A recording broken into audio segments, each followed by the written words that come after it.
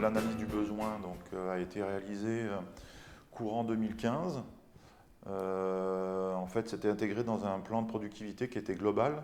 Chez nous, ça n'a pas été, on n'a pas choisi l'outil pour répondre à un besoin spécifique. Il a été très clairement intégré dans un projet plus global de productivité sur l'ensemble de l'entreprise. Le besoin a été analysé au préalable par nos soins et ensuite on a fait donc une analyse du besoin avec le cahier des recharges avec OSIS qui nous a aidé à mettre en place réellement l'outil, on va dire, qui était adapté à notre besoin. Donc cette analyse a été faite en septembre 2015 et on avait pour objectif un démarrage au printemps 2016. Voilà, le démarrage a eu lieu dans les temps, on a réalisé ce démarrage en février 2016 pour une mise en œuvre complète de l'ensemble du périmètre au 1er avril 2016.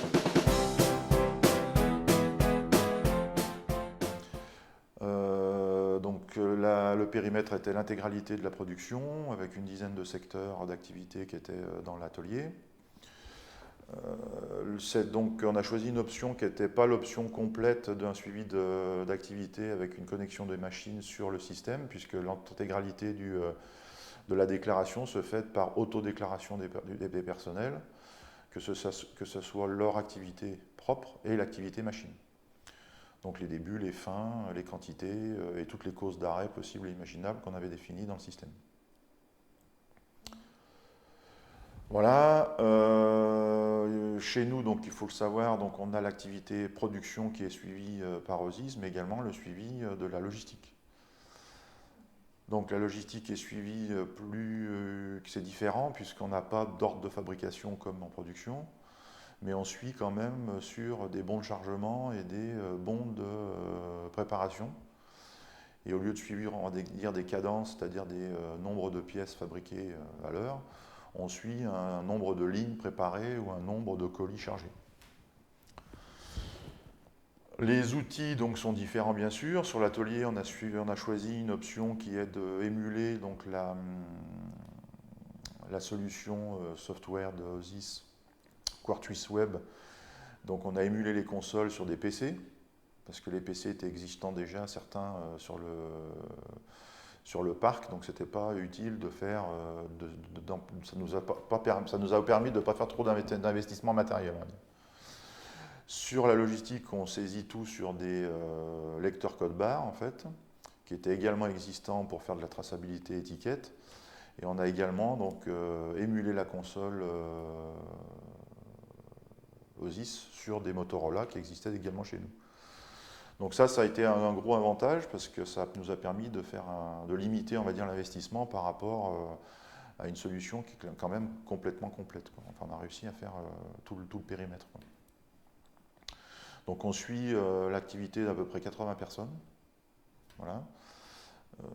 Et on va dire une trentaine de machines. Alors donc on a l'intégration du projet auprès des opérateurs et des leaders ou des chefs d'équipe a été très bonne, comme je l'ai dit, parce qu'on a intégré ça dans un projet global de productivité. Et ce n'était pas juste on met en place un système de suivi et point final. Ça a été on met en place un outil de suivi qui est plus pertinent que celui d'avant puisque c'était géré intégralement à la main.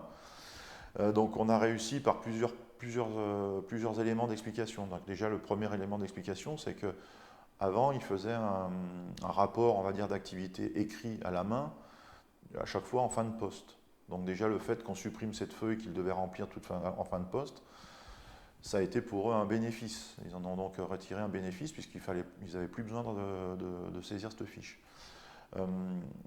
D'autre part, ça a permis également de mettre en place des actions d'amélioration pour le fonctionnement de leur machine.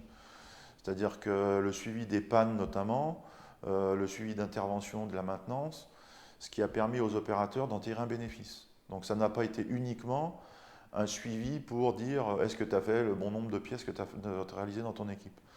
Donc il y avait du plus et du moins, donc ils en ont retiré du bénéfice, il n'y avait pas que du négatif, donc ce qui a fait que le projet a été totalement intégré de façon, on va dire quasiment sans souci, et en plus même plutôt avec du positif. plutôt avec des avantages. Ils en ont tiré de la désavantage.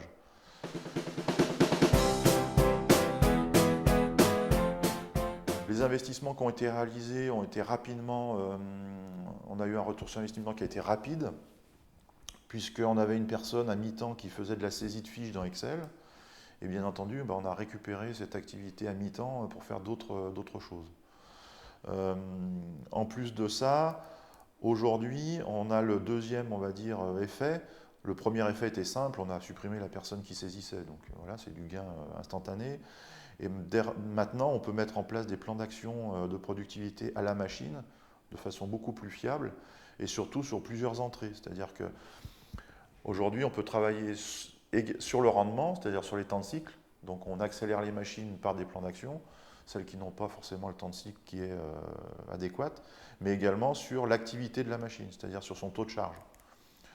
Donc on a deux coins, on va dire, qui sont dans la porte.